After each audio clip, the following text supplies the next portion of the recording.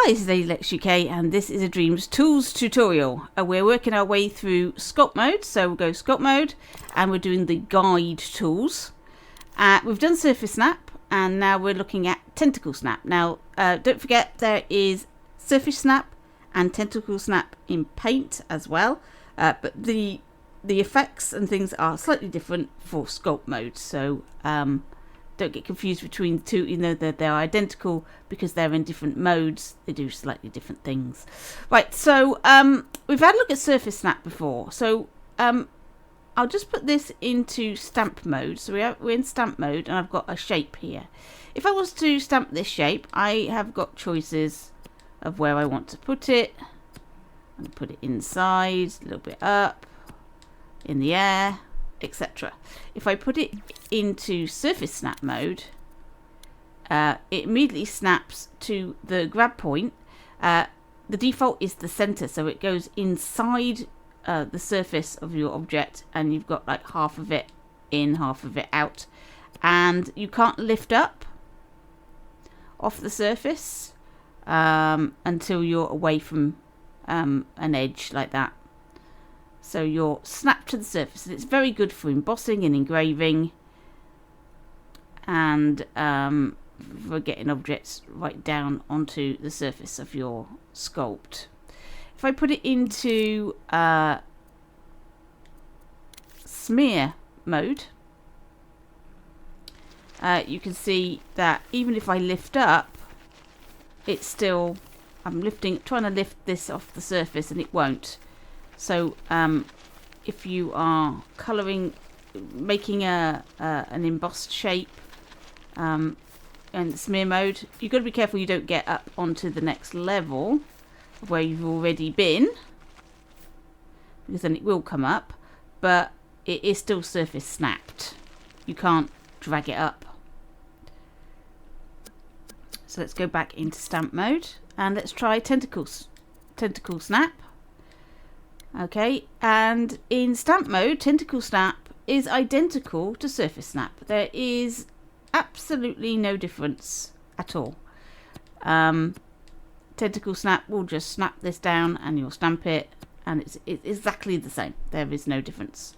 However, in smear mode, I mean, if I pull up, I'm not snap to the surface anymore. The first stamp, the first time you push down, that snap to the surface, just like it is with Surface Snap. But after that, if you're holding the button down, you've got full reign to go wherever you want. Now, to my mind, this is not that useful because it's pretty much the same as if I didn't have anything selected. The only difference being that my first stamp is inside the shape, but I can do that myself. There we go. And I can make tree shapes. I just position my shape how I want it, and I can get this lovely smooth edge. If I go into Tentacle Snap and try and do that, I get branches halfway in, halfway out, like you get for a Surface Snap. There we go. So it's a different effect. To my mind, it's not as, I mean, I can, let's just turn that off. I can get that effect myself without anything selected. Just move it out. There we go.